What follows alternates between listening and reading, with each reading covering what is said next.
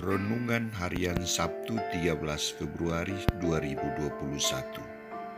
Mereka semua makan sampai kenyang.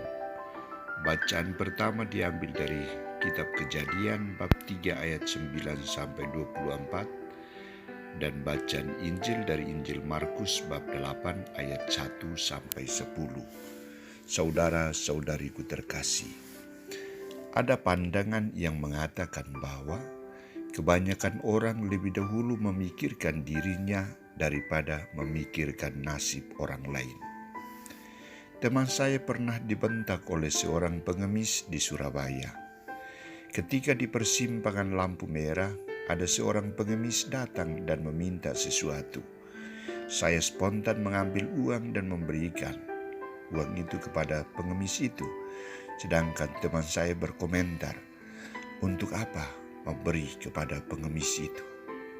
Pengemis itu rupanya mendengar komentar itu. Spontan dia berkata, "Kalau kamu tidak mau bantu orang, jangan melarang orang lain untuk membantu." Kritik pengemis ini perlu kita renungkan. Saudara-saudariku terkasih, kisah Injil hari ini mengungkapkan pertama, situasi orang banyak yang sudah 3 hari mengikuti Yesus dan mulai kehabisan bekal makanan. Para murid sebagai teman perjalanan dan kerja Yesus tidak memikirkan nasib mereka, tidak memperhatikan situasi yang dialami oleh orang banyak itu.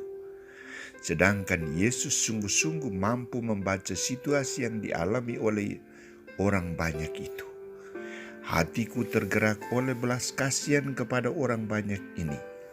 Sudah 3 hari mereka mengikuti aku dan mereka tidak mempunyai makanan. Dan jika mereka kusuruh pulang ke rumahnya dengan lapar, mereka akan rebah di jalan sebab ada yang datang dari jauh. Tindakan Yesus ini didorong oleh belas kasihan Yesus kepada orang banyak itu. Yesus menghendaki agar mereka mengalami kepenuhan jasmani dan rohani. Kedua, tuntutan Yesus untuk melayani.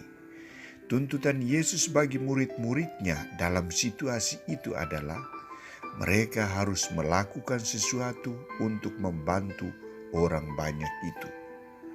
Apa tanggapan para muridnya? Bagaimana di tempat yang sunyi ini orang dapat memberi mereka roti sampai mereka kenyang? Tanggapan para murid ini disesuaikan dengan situasi tempat dan jumlah orangnya. Mereka bukan tidak mau memberi, tetapi situasi dan ketersediaan makanan yang tidak cukup. Yesus tetap menuntut mereka untuk berbagi dari kekurangan yang mereka miliki. Maka ia bertanya kepada mereka, "Berapa roti yang ada padamu?" Jawab mereka, 7. Lalu ia menyuruh orang banyak itu duduk di tanah. Sesudah itu ia mengambil ke-7 roti itu, mengucap syukur, memecah-mecahkannya dan memberikannya kepada murid-muridnya untuk dibagi-bagikan, dan mereka memberinya kepada orang banyak. Mereka juga mempunyai beberapa ikan, dan sesudah mengucap syukur atasnya, ia menyuruh supaya ikan itu juga dibagi-bagikan, dan mereka makan sampai kenyang. Para murid dituntut untuk membangun nilai solidaritas dengan mereka yang berkekurangan, mereka yang hampir kehabisan makanan. Maka mereka dituntut untuk berbagi dari apa yang mereka miliki.